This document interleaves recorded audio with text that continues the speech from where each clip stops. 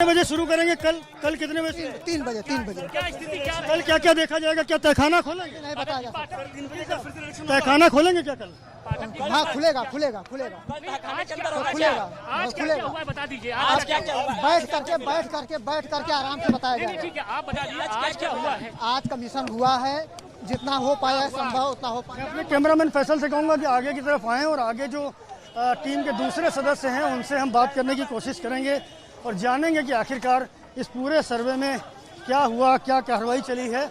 और इस वक्त यहाँ पुलिस अभिरक्षा में इस टीम को लेकर के पुलिस की टीम निकली हुई है और यहाँ से चौक थाने जाएगी और उसके बाद कल भी ये सर्वे कंटिन्यू रहेगा। और आप देख सकते हैं इस समय हरिशंकर जैन है।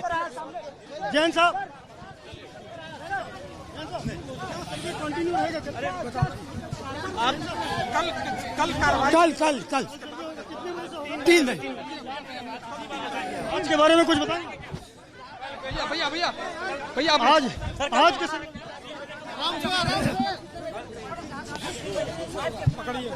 अभी बाद में पकड़े रहिए। आइए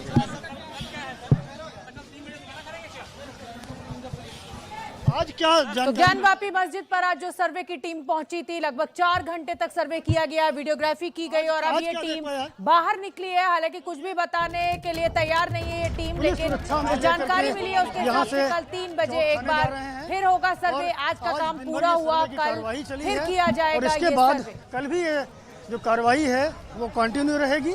3 बजे से कल भी सर्वे होगा सूर्यास्त तक।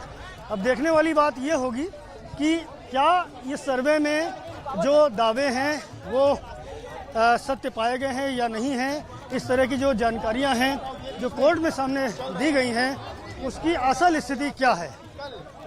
इस वक्त देख सकते हैं कि भारी भीड़ है, मीडिया के लोगों का जमावड़ा है और लगातार पुलिस सुरक्षा में लेकर के उनको जाया जा रहा है यहाँ से।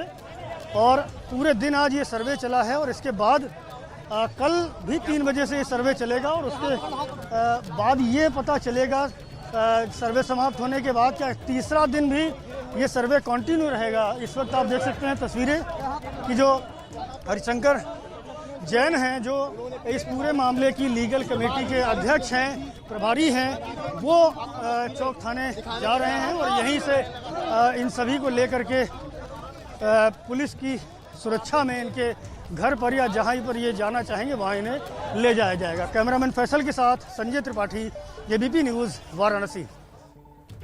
नमस्कार, आप देख रहे हैं भारत की बात। मैं आपके साथ शोभना यादव। भारत की बात की शुरुआत हम करें उससे पहले मैं आपको बताना चाहती हूं कि शाम 7:30 बजे ज्ञानवापी मस्जिद का पूरा सच, सर्वे का पूरा सच हम आपको डिटेल तरीके से दिखाएंगे। फिलहाल बात करेंगे आज की एक और बड़ी खबर की, और बड़ी खबर यह कि बीजेपी के नेता तेजिंदर पाल सिंह बग्गा की गिरफ्तारी में देश में बवाल मचा हुआ है। सुबह पंजाब पुलिस ने दिल्ली से बग्गा को गिरफ्तार किया। अब दिल्ली पुलिस हरियाणा से बग्गा को साथ लेकर लौट रही है। खबर है कि 9 बजे गुरुग्राम में मजिस्ट्रेट के घर पर पेशी होगी। ये 4 तस्वीरें दिन भर का घटनाक्रम बयान करती हुई गिरफ्तारी पर लगातार बीजेपी का विरोध प्रदर्शन जारी है। और पंजाब पुलिस ने अरविंद केजरीवाल के खिलाफ विवादित टिप्पणी के आरोप में बग्गा को सुबह गिरफ्तार किया। पंजाब पुलिस तेजिंदर बग्गा को मोहाली लेकर जा रही थी, लेकिन जिस कुरुक्षेत्र में महाभारत हुई थी उसी कुरुक्षेत्र में 3 राज्यों की पुलिस के बीच महाभारत शुरू हो गया। दिल्ली पुलिस की सूचना पर हरियाणा पुलिस ने पंजाब पुलिस को रास्ते में रोक लिया। खूब ड्रामा हुआ और अब दिल्ली पुलिस साथ लेकर चल पड़ी है तेजिंदर बग्गा को। इस पूरे मामले को लेकर पंजाब पुलिस की भूमिका सवालों के घेरे में।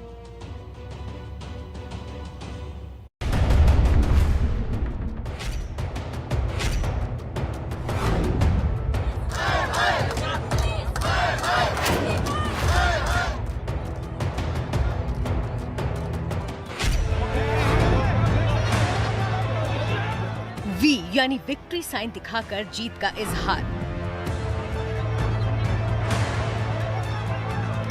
ये तेजिंदर बग्गा की घर वापसी का इजहार है।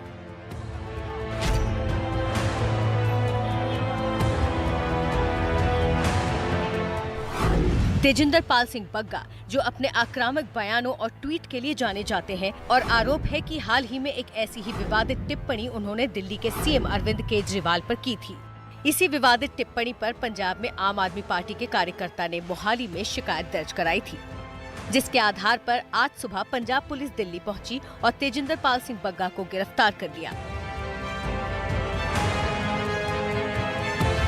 बातचीत करते करते अचानक बाहर का दरवाजा खोल के धड़धड़ाते हुए 15 लगभग 10 से 15 के बीच होंगे अंदर कमरे में घुस आए और उसको खींच के ले जाने लगे। जब उसने कहा कि आप मेरे को कम से कम सर पे कपड़ा बांध लेने दो, तो उन्होंने नहीं सी और उसको जैसे पंजाबी में कहते ध्रुव के ले गया। अच्छा, फिर उसके बाद मैं उसकी वीडियो बनाने के लिए मैंने अपना फ़ोन उठाया तो मेरे को कमरे में खींच के एक बंदा ले गया, मेरे को जबरदस्ती बिठाया, मेरे मुंह के ऊपर पंच किया। ये तो केजरीवाल है जो फंसाना चाह रहा है, केजरीवाल के प्रतिद्वंदी हैं, केजरीवाल इनसे बेचैन रहता है। केस के बारे में वो कहता है जी आपने केजरीवाल को हत्या की वार्निंग दी है।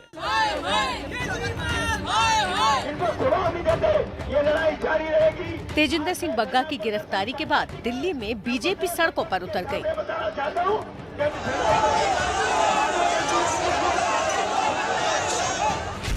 दूसरी तरफ बग्गा के पिता प्रीतपाल सिंह बग्गा ने दिल्ली पुलिस में पंजाब पुलिस के खिलाफ अपहरण की शिकायत दर्ज कराई। बग्गा की गिरफ्तारी के बाद बीजेपी अरविंद केजरीवाल पर पंजाब पुलिस के गलत इस्तेमाल का आरोप लगा रही है, तो आम आदमी पार्टी बग्गा की गिरफ्तारी के पक्ष में दलीलें सुना रही है। केवल एक बात कहूंगा, न्यायालय जब न्याय करता है ना तो दूध का दूध और पानी का पानी हो जाता है, और जो दुरुपयोग किया जा रहा है पुलिस का वो भी सबके समक्ष जरूर आ जाएगा। इनका जो यूएसपी है, यूनिक सेलिंग पॉइंट, वो है गंदी और घटिया भाषा शैली, अभद्र भाषा, बदतमीजी, जहरीले भाषण और दो कम्युनिटीज, दो संप्रदायों के अंदर झगड़ा कराने वाली, नफरत फैलाने वाली बोली और भाषा। दिल्ली में जब बग्गा पर सियासी पारा चढ़ा था तब मोहाली पुलिस पंजाब की तरफ कूच कर रही थी, लेकिन हरियाणा पुलिस ने पंजाब पुलिस की वैन को कुरुक्षेत्र जिले के पीपली में रोक दिया। पहली गलती तो पंजाब पुलिस की ये थी कि पूरी खाना पूरी जो रिक्वायरमेंट था लॉ का वो पूरा। हरियाणा पुलिस की कोई गलती नहीं है, क्योंकि उन्होंने दिल्ली पुलिस की सूचना के ऊपर एक अवैधानिक कृत्य के ऊपर बैरियर लगा करके रोका। पीपली में ही पंजाब पुलिस ने बग्गा की गिरफ्तारी पर जवाब दिया और बग्गा पर 5 बार समन के बावजूद पेश न होने का आरोप लगाया। हमने इनको 5 बार ऑन रिकॉर्ड इनको नोटिस दिया भी आप आगे हमारी इन्वेस्टिगेशन ज्वाइन करो। इन्होंने एक बार भी इन्वेस्टिगेशन ज्वाइन नहीं की, हर बार इन्होंने टाला है। सो दिस टाइम हमने जो इन्होंने कोर्ट ने कहा था अरनेश कुमार जजमेंट है, उन्हें फॉलो कीजिए और इनको नोटिस देके अगर नहीं आएंगे तो फिर आप कंपेल कर सकते हो। और आज हमने 5 नोटिस सर्व करवा दिए थे, आज हमने 6वीं बार उनको आगे अरेस्ट किया है लीगली। बीजेपी और कांग्रेस मान सरकार में दिल्ली के सीएम केजरीवाल के दखल का आरोप लगाते रहे हैं। और इसी खबर पर ज्यादा जानकारी लिए हुए मेरे साथ मेरे सहयोगी वरुण जैन जुड़ रहे हैं। वरुण जैन, कुरुक्षेत्र ज्यादा दूर नहीं है, दिल्ली से लगभग 2 घंटे का रास्ता है। शाम से सुन रहे हैं तेजिंदर बग्गा को लाया जा रहा है। कब पहुंचेंगे वो दिल्ली, और क्या पेशी जो है वो मजिस्ट्रेट के घर पर होगी या क्या होना है अब आगे? देखिए, बिल्कुल जो हमारे सूत्र बता रहे हैं वो दिल्ली में एंटर कर चुके हैं, और क्योंकि द्वारका कोर्ट इस समय बंद हो चुका है, शाम के 6 बज चुके हैं, तो इसलिए जो ड्यूटी एमएम है वो गुरुग्राम रहती है, गुरुग्राम स्थित उनके घर पर है, वहां पर उनकी पेशी की जाएगी। तो कुछ ही देर के अंदर जो बग्गा है उनको लेकर ड्यूटी एमएम के घर पर पहुंच जाएगी पुलिस। वहां पर उसके बाद उन जज के सामने उन्हें पेश किया जाएगा, उनके जो बयान है वो भी वहां पर दर्ज होंगे और उसके बाद मेडिकल होगा। तो कुछ देर की ये बात है, दिल्ली एंटर कर चुकी है पुलिस और किसी भी वक्त गुरुग्राम पहुंच सकती है। जी, बहुत बहुत धन्यवाद वरुण जैन इस पूरी जानकारी के लिए, और नजर बना के रखिए, जैसे कोई अपडेट होगा मैं फिर आपका रुख करूंगी। तो जिन बग्गा को लेकर देश की सियासत में बवाल मचा हुआ है वो तेजिंदर बग्गा हैं कौन, बग्गा कैसे बन गए?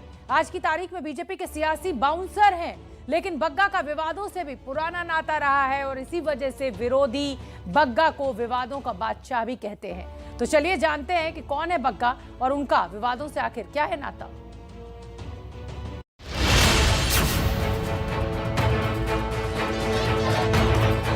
तेजिंदर पाल बग्गा यही वो नाम है जो देश की सियासत में सुबह से गूंज रहा है। देश के 3 राज्यों की पुलिस एक बग्गा के लिए आमने सामने है। तेजिंदर पाल बग्गा को पंजाब पुलिस ने गिरफ्तार किया। दिल्ली पुलिस ने पंजाब पुलिस के खिलाफ अपहरण का केस किया और हरियाणा पुलिस ने पंजाब पुलिस को रास्ते में रोक दिया। और फिर यहीं से देश की सियासत में बग्गा पर वार पलटवार की कहानी शुरू हो गई। किस तरीके से बिना प्रोसीजर को फॉलो किए हुए, बिना जनकपुरी लोकल पुलिस थाने को इन्फॉर्म किए हुए, प्रोसीजरल फॉर्मेलिटीज बिना कंप्लीट किए हुए, जिस तरीके से सुबह 5 बजे 40-50 पुलिसकर्मी पंजाब पुलिस के उनके घर पे धमक जाते हैं, हाथापाई करते हैं, उसके बाद उनको उठा के फिर लोकल थाने में लेके जाया जाता है, ये बिल्कुल प्रोसीजर के खिलाफ है। देखिए, ये बिल्कुल साफ है कि भारतीय जनता पार्टी जो एक गुंडों की, लफंगों की, दंगइयों की पार्टी है, किसी भी हद तक गुंडों, लफंगों और दंगइयों को बचाने के लिए किसी भी हद तक जा सकती है।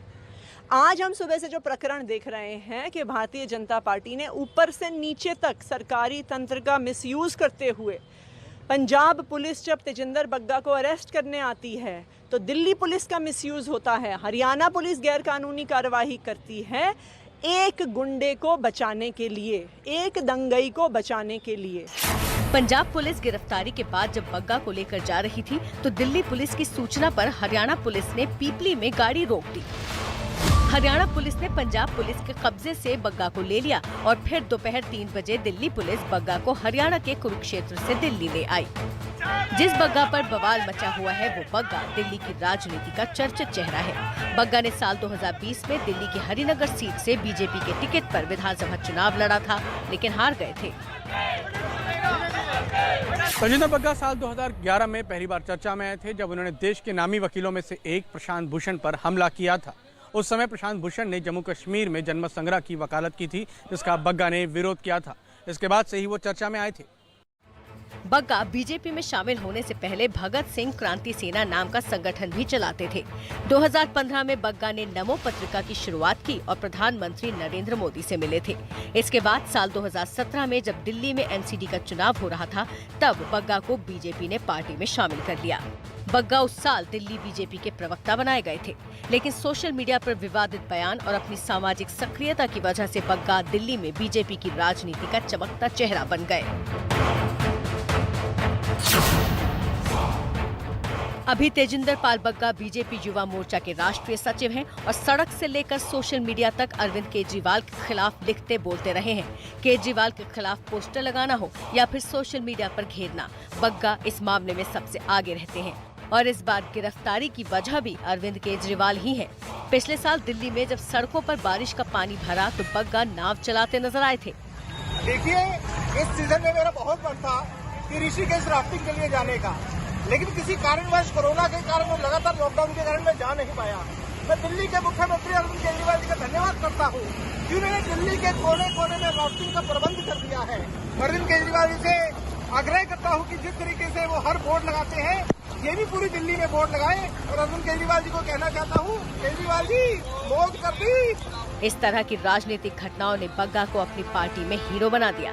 ताइवान से पढ़ाई कर चुके बग्गा के करियर को राजनीति के तराजू पर तोलें तो केजरीवाल का विरोध करना इनकी राजनीति का उद्देश्य जैसा दिखता है। पिछले दिनों कश्मीर फाइल्स फिल्म को लेकर जब देश में चर्चा हो रही थी, उस दौरान केजरीवाल ने एक बयान दिया था और उसी बयान के विरोध में बग्गा ने विवादित बातें कही, जिसको लेकर पंजाब में केस दर्ज हुआ, जिसके बाद पंजाब पुलिस उन्हें गिरफ्तार करके ले गई थी। महंगाई के इस दौर में आम आदमी पाई पाई जोड़ने के लिए मोहताज रहता है, लेकिन काली कमाई के कुबेरों के पास नोटों की कोई कमी नहीं है। ये तस्वीरें देखिए, आज देश के 2 शहरों में करोड़ों के नोट मिले। पहली तस्वीर राजस्थान के अजमेर शहर की, जहां आना सागर झील में 2000 के नोटों की 35 से 40 गड्डियां तैरती मिली। अजमेर पुलिस जांच में जुटी हुई है कि इतनी बड़ी तादाद में नोट यहां किसने फेंके। दूसरी तस्वीर झारखंड की राजधानी रांची की है, जहां खनन विभाग की सचिव पूजा सिंघल के ठिकानों पर ईडी के छापे में 15 करोड़ से ज्यादा के नोट मिले। तो तस्वीरें आप देख सकते हैं। आम आदमी जो है, मिडिल क्लास, पैसे जोड़ते जोड़ते उसकी जिंदगी खत्म हो जाती है। इतने नोट कमाने में शायद जिंदगी खत्म हो जाए तब भी ना कमा पाए। और ये देखिए धन कुबेरों की किस तरीके से ये काली कमाई मिल रही है। पाल बग्गा को लेकर बड़ा अपडेट इस समय का हम आपको बता दें। दिल्ली की सीमा में प्रवेश कर चुके हैं तेजिंदर पाल सिंह बग्गा। किसी भी वक्त कोर्ट में पेशी के लिए पहुंच सकते हैं। कुरुक्षेत्र से दिल्ली पुलिस तेजिंदर बग्गा को लेकर दिल्ली पहुंच रही है। गुरुग्राम में मजिस्ट्रेट के सामने होगी पेशी।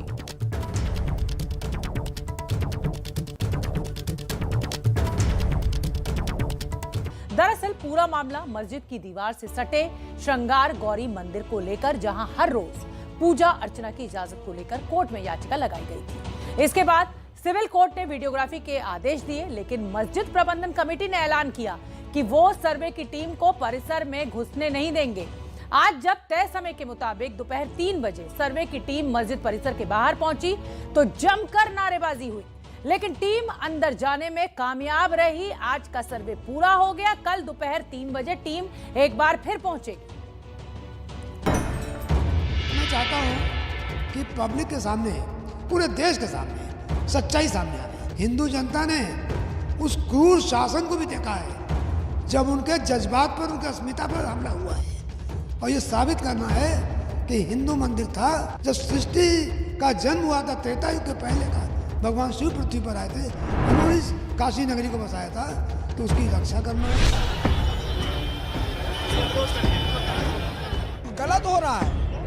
कोर्ट के ऑर्डर से हो रहा है। तो अरे कोर्ट के ऑर्डर तो वो भी सुप्रीम कोर्ट ने ऑर्डर दिया था, जो कि हिंदुस्तान का सबसे माननीय और सबसे बड़ा जज और सबसे बड़ा कोर्ट था। इस तरह की कोर्ट का ऑर्डर हुआ है, सर्वे होने में दिक्कत। ऐसा कोर्ट को हम नहीं मानेंगे। तब हिंदू पक्ष की लड़ाई 1670 से चली जा रही है, और इस बात की चली जा रही कि हमारी अस्मिता पर हमला किया गया था और उसमें वापस लेना है।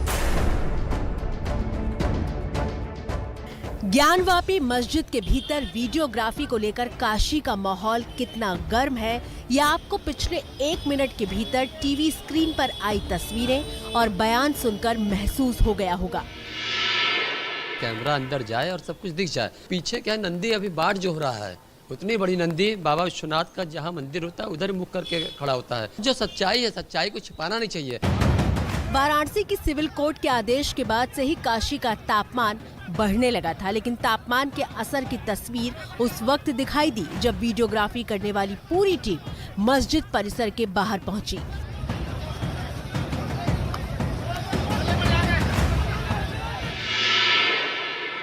यहाँ पर मुस्लिम पक्ष द्वारा नारेबाजी शुरू हो गई है। मुस्लिम पक्ष द्वारा पूरी तरह से यहाँ पर नारेबाजी की जा रही है और कमीशन का विरोध किया जा रहा है। आप देखें, तस्वीरें ज्ञानवापी मस्जिद के ठीक बाहर की हैं। भारी भीड़ मौजूद है और वीडियोग्राफी करने आई टीम के खिलाफ नारेबाजी हो रही है।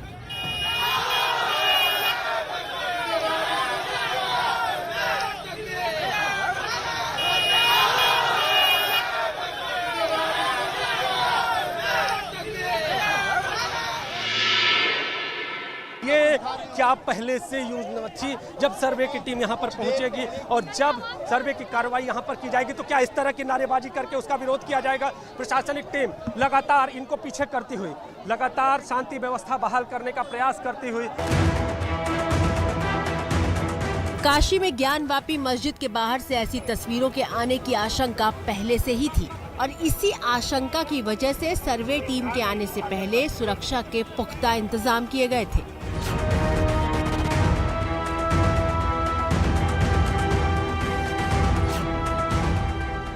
दोनों पक्षों की करीब 27 लोगों की टीम मस्जिद परिसर के भीतर सर्वे करने के लिए दाखिल हुई।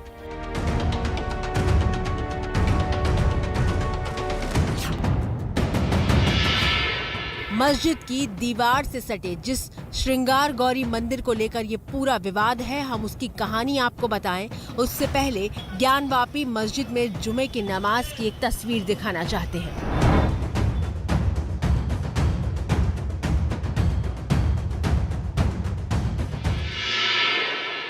उसी रास्ते से मस्जिद में प्रवेश कर रही है जिसमें आम श्रद्धालु काशी विश्वनाथ के दर्शन करने जाते हैं और लंबी कतार आप देखेंगे पीछे तक है। शुक्रवार यानी जुमे का दिन और नमाज के लिए ज्ञानवापी मस्जिद के बाहर नमाजियों की इतनी लंबी लाइन लगी थी जो यहाँ रहने वालों के मुताबिक पहले कभी नहीं देखी गई थी। आप देखिए, आज जुमे की नमाज के लिए यहाँ पर भीड़ देखिए, ये तादाद देखिए, भारी तादाद जो मुस्लिम बंधुओं की है। कुछ देर बाद स्थिति ये हो गई कि प्रशासन को ऐलान करना पड़ा कि मस्जिद नमाजियों से फुल हो चुकी है, बाकी लोग किसी और मस्जिद में नमाज के लिए जाएं। अपने घरों को या दूसरी मस्जिद में जाएं, वहाँ से नमाज अदा कर लीजिए। यहाँ ज्ञानवापी वाली मस्जिद में फुल हो गया जगह, यहाँ जगह नहीं है। माहौल में तनाव महसूस किया जा रहा था और तनाव का असर उन दुकानों पर भी था जो हर रोज तो खुल जाया करती थी, लेकिन 6 मई की दोपहर तक उन पर ताला लटका हुआ था।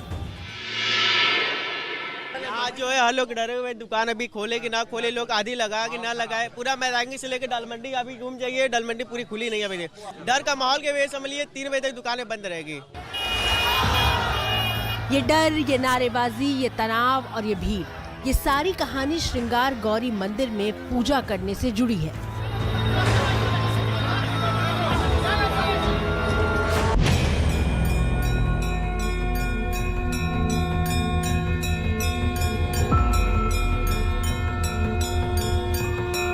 टीवी स्क्रीन पर मां श्रृंगार गौरी की वो तस्वीर मौजूद है जिनके दर्शन भक्तों को साल में सिर्फ एक बार होते हैं।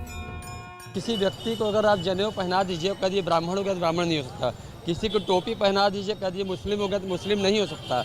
उसी तरह से ये मंदिर है, मंदिर था, मंदिर रहेगा ही, और इस मंदिर के ऊपर टोपी पहनाई गई है। उस टोपी के ऊपर प्रकरण जो विवाद है वो भी समाप्त हो जाएगा। साल में दर्शन एक बार क्यों होते हैं, उसे समझने के लिए ये तस्वीर देखिए। तस्वीर उस वक्त की है जब काशी विश्वनाथ कॉरिडोर का निर्माण चल रहा था। ये मंदिर परिसर है और मंदिर के ठीक बगल में है ज्ञानवापी मस्जिद। ज्ञानवापी मस्जिद की बैरिकेडिंग वाली दीवार से ही सटा है श्रृंगार गौरी का मंदिर।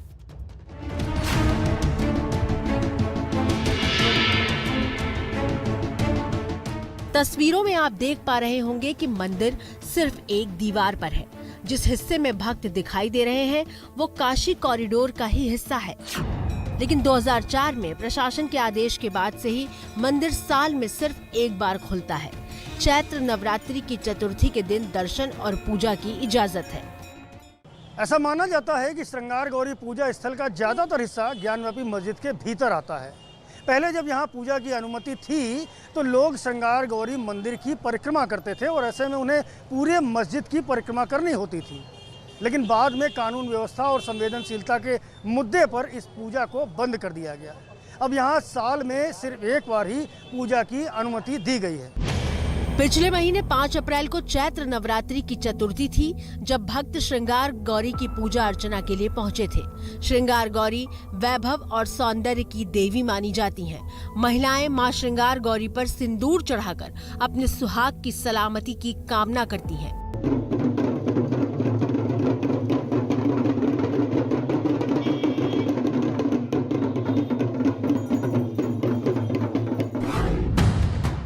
अब यहाँ से शुरू होती है कोर्ट जाने की कहानी। 5 महिलाओं ने मिलकर कोर्ट में इसी बात की याचिका लगाई कि वो मां श्रृंगार गौरी की आराधना साल में एक बार नहीं बल्कि नियमित रूप से करना चाहती हैं। टीवी स्क्रीन पर दिखाई दे रही ये सीता साहू, मंजू व्यास, रेखा पाठक और लक्ष्मी देवी हैं जिनकी तरफ से श्रृंगार गौरी मंदिर में पूजा अर्चना को लेकर याचिका दाखिल की गई है। हालांकि दूसरी तरफ मुस्लिम पक्षकार कह रहा है कि मस्जिद परिसर में तो वीडियोग्राफी के आदेश ही नहीं है। मस्जिद परिसर के अंदर जाने का ऑर्डर ही नहीं है। ऑर्डर में सिर्फ 9130 प्लॉट नंबर लिखा है। इस प्लॉट का नंबर हु विल वेरीफाई, कौन वेरीफाई करेगा? ये तो प्लेंटी बताया ना कि उसको 9130 कहाँ पर है, उसने अपने प्लेन में कहीं डिस्क्रिप्शन नहीं दिया। जबकि याचिका दाखिल करने वाली महिलाओं के पैरोकार जितेंद्र सिंह बता रहे हैं कि प्लॉट नंबर 9130 मतलब पूरे परिसर का सर्वे होना है।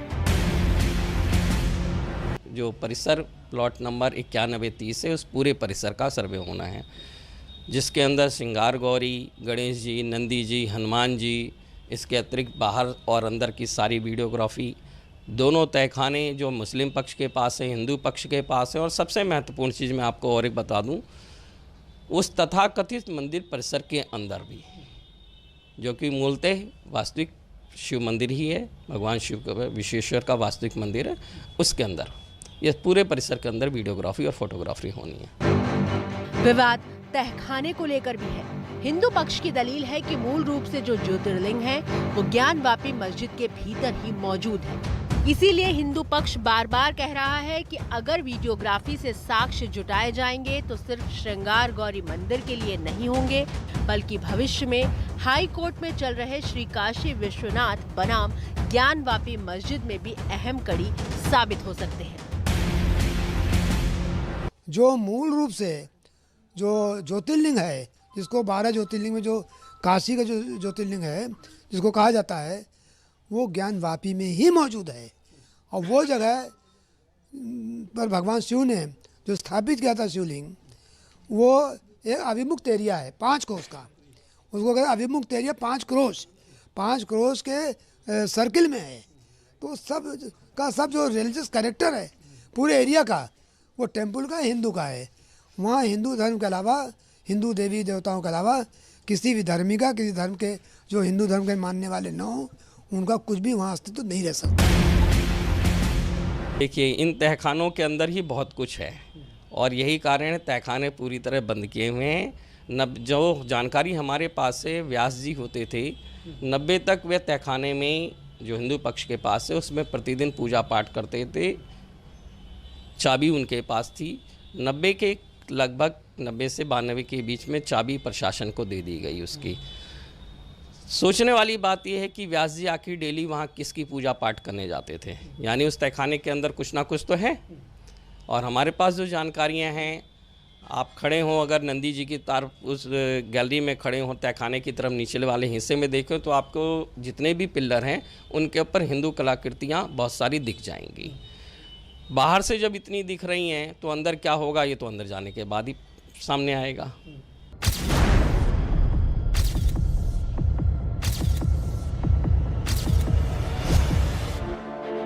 ये तस्वीर भी हिंदू पक्ष ने पेश की है और ये बाबा विश्वनाथ मंदिर की 154 साल पहले की तस्वीर बताई जा रही है। हिंदू पक्ष के मुताबिक ढांचे के नीचे 100 फीट ऊंचा ज्योतिर्लिंग स्थापित है और 1664 में औरंगजेब ने काशी विश्वनाथ मंदिर को तोड़कर उसके अवशेषों का उपयोग करके मस्जिद बनवाई थी। संत समिति इसी मंदिर के अस्तित्व के लिए लड़ रही है। और उसके बाद अब इस वक्त ये टीम 7 बजे के करीब बाहर निकल रही है और जो आप देख सकते हैं वादिनी हैं वो भी यहाँ पर मौजूद हैं और पुलिस सुरक्षा में उनको यहाँ से लेकर जा रहे हैं। हेलो, अभी बैठ के बात हो जाएगी। कंटिन्यू होगा। कल कंटिन्यू कमीशन होगा, फिर अभी बैठ के बात हो जाएगी आसानी से। क्या देखा, क्या पाया? वो सब बहुत कुछ देखे, इतना जल्दी तो बता नहीं सकते। बहुत कुछ देखे हैं, इतना जल्दी क्या देखे सर? तो यहाँ वो सर्वे जो दावे किए गए थे वो चित्र देखा गया है, उतना जल्दी बताया नहीं जा सकता, इसलिए अभी बैठ करके आसानी से पता क्या कल फिर हाँ, कल 3 बजे से पुनः कमीशन होगा। कितने बजे शुरू करेंगे? कल कितने बजे? 3 बजे। कल क्या देखा जाएगा? क्या तहखाना खोलेंगे? नहीं बताया जा सकता। तहखाना खोलेंगे क्या कल? हाँ, खुलेगा। बता दीजिए आज क्या बैठ करके आराम से बताया जाएगा। फैसल के साथ संजय त्रिपाठी, एबीपी न्यूज, वाराणसी। तो ज्ञानवापी परिसर में आज 4 घंटे तक टीम ने सर्वे किया है। टीम भारी नारेबाजी और विरोध के बीच परिसर में दाखिल हुई थी। अब कल 3 बजे दोबारा सर्वे का काम शुरू होगा। देखना होगा कि कल क्या होता है।